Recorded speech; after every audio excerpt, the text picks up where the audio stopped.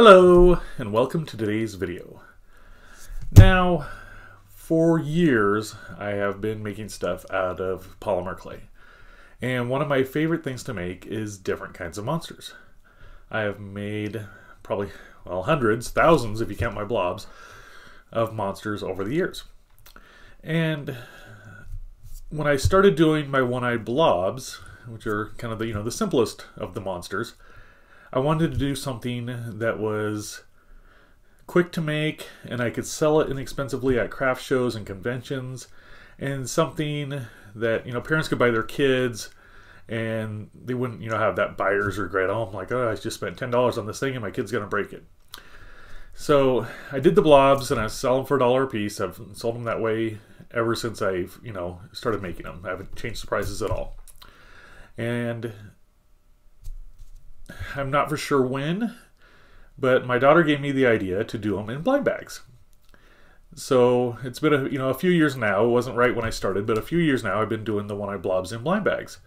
And I sell them in groups of 5, so it'll be 4 random ones and the 5th one's glow in the dark, so I kind of make it special. So there's a different blob in there than you normally would get. And I sell those on my Etsy shop and at conventions. Now this isn't necessarily a plug for that. If you want to buy some, there is a link down below. And I'd greatly appreciate it, but that's not what this video is about. So for a while now, I've wanted to do another kind of blind bag. And a lot of my monsters, I would be concerned that they would break, and they just wouldn't survive just in a little bag. Or the blobs, because they're just kind of a simple form and there's no appendages or anything attached to them, I haven't had any issues with them breaking. So I wanted to come up with something in between the blobs and some of my more detailed, more intricate monsters that I've done.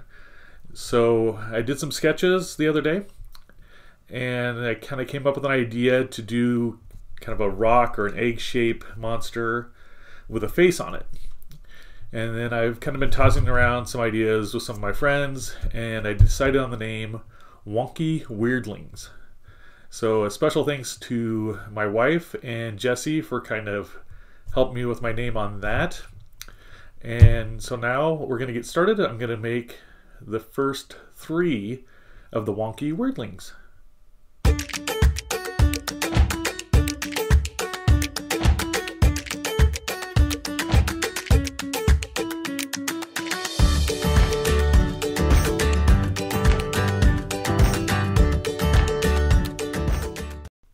The first thing I want to do is make a bunch of teeth, and that way I can pre-bake these and I'll have them ready to go when I'm making the monsters.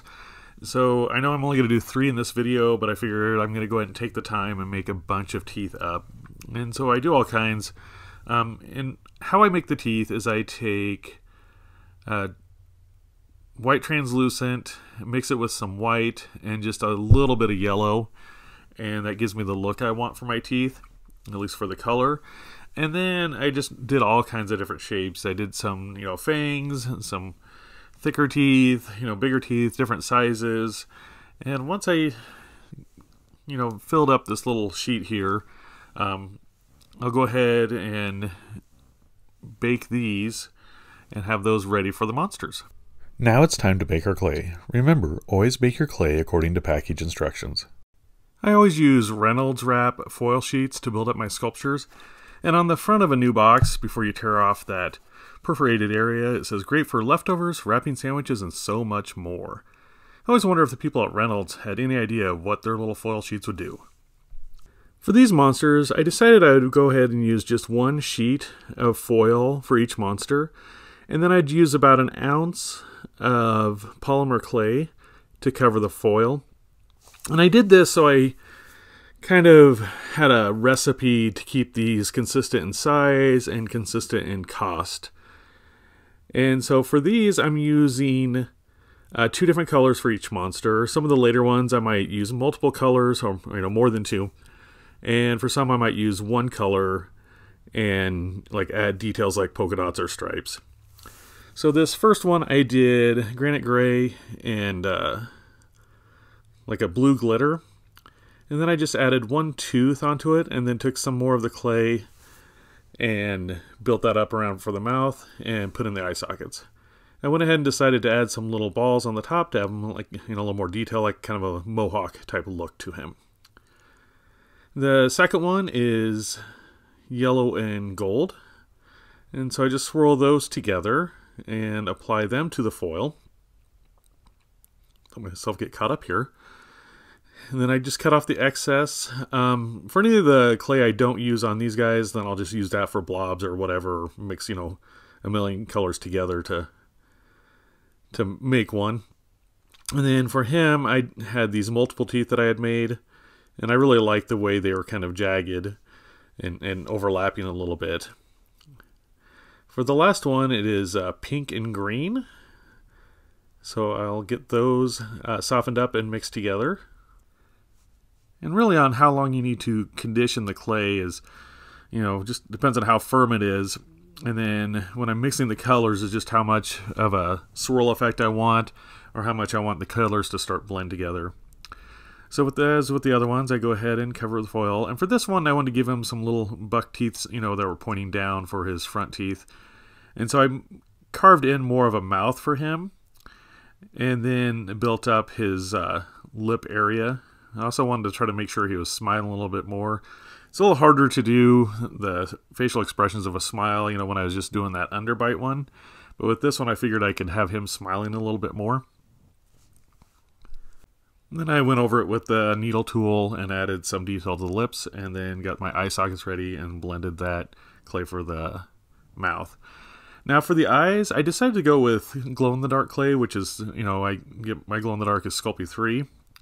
And I thought it'd be really neat for them to have glow-in-the-dark eyes. I've done that with my little felted monsters before, and it's kind of cool to see them, with the lights off and all these eyes staring at you.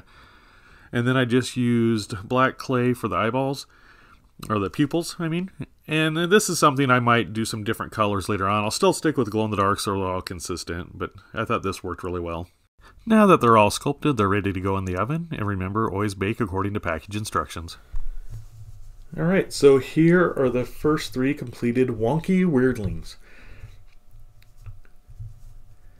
I will be putting these in my Etsy shop, and I'll have them available at conventions this year. Probably be February or March before I get them into my shop. I want to order some header cards for the blind bags, and I need to make sure I have bags that'll fit them.